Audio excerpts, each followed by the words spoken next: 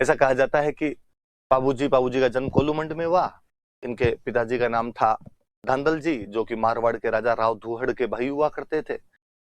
इनकी मम्मी के बारे में ऐसा कहा जाता है कि इनकी मम्मी एक अप्सरा थी, एक परी थी। ऐसी कहानियां हैं, लोकोक्तियां हैं कि आसमान की जो परियां होती है, स्वर्गलोक की जो परियां होती है, वो अक्सर धरती पर घूमने के लिए आती है।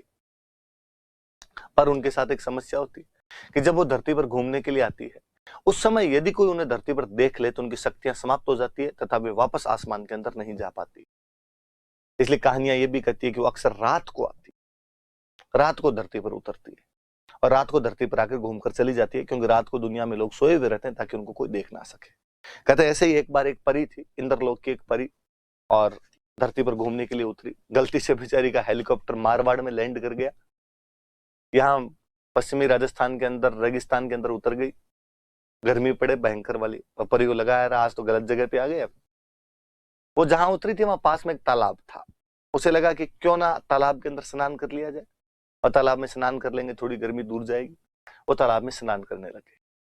कहते हैं उस दिन जो धांधल जी जो थे, धूहड़ जी के छोटे भाई जो थे धांधल जी, वो वहां से रात्रि में अपना घोड़ा लेके कहीं से जा रहे थे। वो चूंकि वहीं के निवासी थे तो उनको पता था कि यहाँ पर पास के अंदर ही तालाब है। उनको लगा यार घोड़े को पानी पिला लिया जाए, घोड़ा पानी पी ले अपना यहाँ पे। वो घोड़े को पानी पिलाने के लिए लेके जा रहे थे, और जैसे वो तालाब के नजदीक पहुंचे और क्या देखते हैं कि तालाब के अंदर एक परी स्नान कर रही है। बंदा जहां था वहां का वहां स्टेच्यू होकर रह गया। उस परी ने थोड़ी देर के अंदर नोटिस किया कि कोई आदमी उसको लगातार घूर रहा है, टकटकी लगाकर उसकी तरफ देख रहा है। उसकी नजर पड़ी, एक व्यक्ति घोड़ा लिए हुए लगातार उसी को देखता जा रहा था।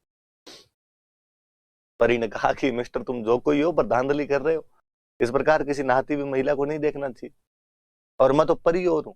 मेरे को यदि कोई देख लेता है तो मेरी शक्तियां समाप्त हो जाती है और मैं वापस नहीं जा पाती हूँ। अब मैं वापस कैसे जाऊंगी? धांधल जी ने कहा कि किसने कहा है वापस जाना है? धांधल जी ने लगभग घुटनों के बल बैठते हुए कहा कि विल यू मैरी मी? उस परी ने कहा और मेरे पास कोई इलाज भी नहीं है, मैं तुमसे शादी करने के लिए तैयार हूं, पर मेरी दो शर्तें हैं। धांधल जी ने कहा बताओ। कि एक तो मेरे लिए अलग महल बना के देना पड़ेगा, मैं तुम्हारे साथ तुम्हारी बाकी रानियों के साथ महलों में नहीं रहूंगी। धांधल जी ने कहा पक्का, तेरा महल सेपरेट।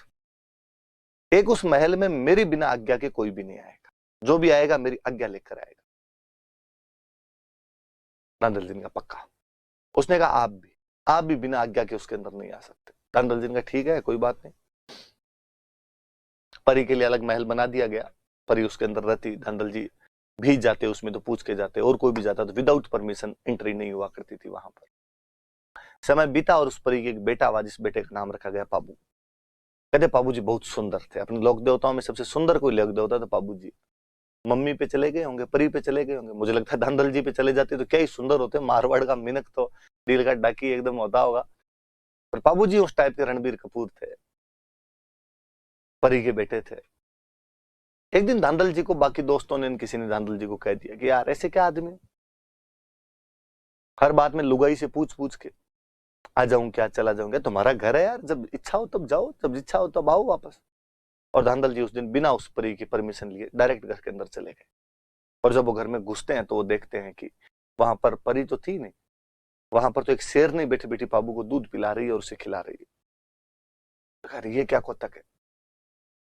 शेरनी की नजर जैसे ही धांधल जी पे पड़ी, शेरनी वापस परी बनी, और परी ने कहा कि बस इसी दिन के लिए मना किया था, और मैंने कहा था कि मत आना, क्योंकि मेरे में ये शक्तियां हैं कि जब मैं अकेली होती हूं तो अपना रूप परिवर्तन करती हूँ।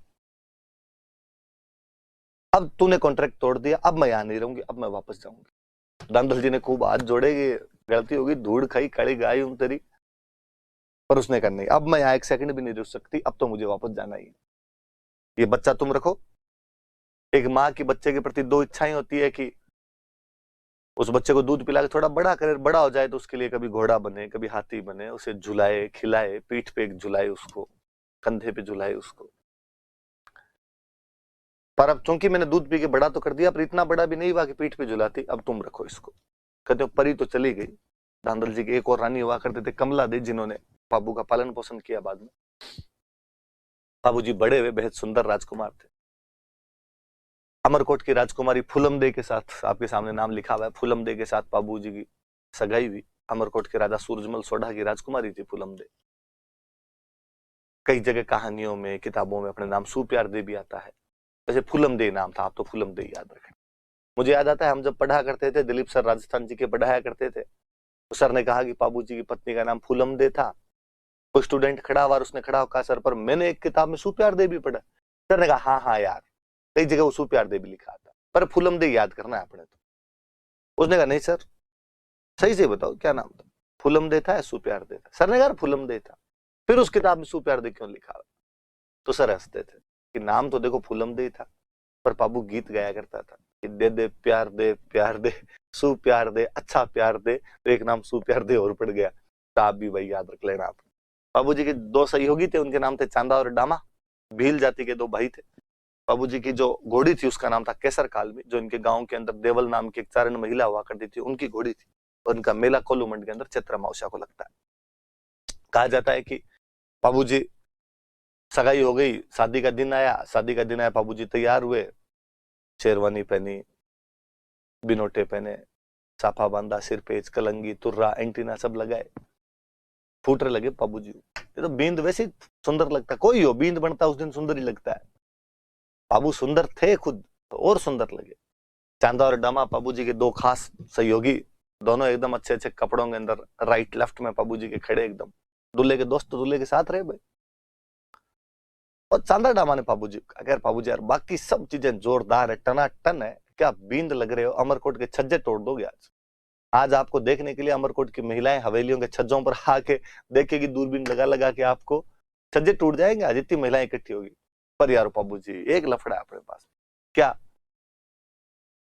अच्छी घोड़ी नहीं है अपने पास यार, बींद के नीचे घोड़ी तो अच्छी होनी चाहिए। बाबू जी ने कहा यार अब घोड़े तो अपने पास जो है इनमें से लेके जाना पड़ेगा। और चांदा डामा ने कहा नहीं बाबू जी, अपने गांव में जो देवल है ना, जो गायें रखते हैं खूब सारी, कि हाँ उनके पास एक बहुत सुंदर घोड़ी है केसर कालमी, क्या नाचती है, यदि केसर कालमी आप लेके चलो तो मजा आ जाए। बाबू जी का देख लो पूछ लो। चांदा डामा गए देवल के पास और जाकर माँ देवल, बाबू जी बींद बने हुए हैं, बारात जा रही है, घोड़ी अच्छी नहीं है, केसर कालमी दे दो तो भली बात हो। देवल ने मना किया। देवल ने कहा मेरे पास गायें हैं, गायें चराने के लिए ग्वाला जाता है तो घोड़ी लेके जाता है, कल को खुदा ना खास्ता गायों की लूटपाट हो जाए, पहले गायों की लूट बहुत हुआ करती, ग्वाले के पास में घोड़ी होगी फटाफट गांव तो आएगा वापस, गांव आके बताएगा तो सही कि साहब लूटपाट हो गई, वापस गांव से जनता जाए, सैनिक जाए तैयार होके, घोड़ी को बचा सॉरी गायों को बचा के लेके आए। घोड़ी नहीं होगी तब तक लुटेरे पता नहीं कहां के कहां पहुंच जाएंगे। और बाबू जी की बारात ठेठ अमरकोट जाएगी, जाने में आने में कितना टाइम लगे, मैं घोड़ी नहीं दूं। चांदा डामा वापस आए, बाबू जी आप खुद जाके एक बार ट्राई करो तो देवल दे सकती है, वरना तो नहीं दे। बाबू जी ने कहा मैं ट्राई कर लेता हूँ।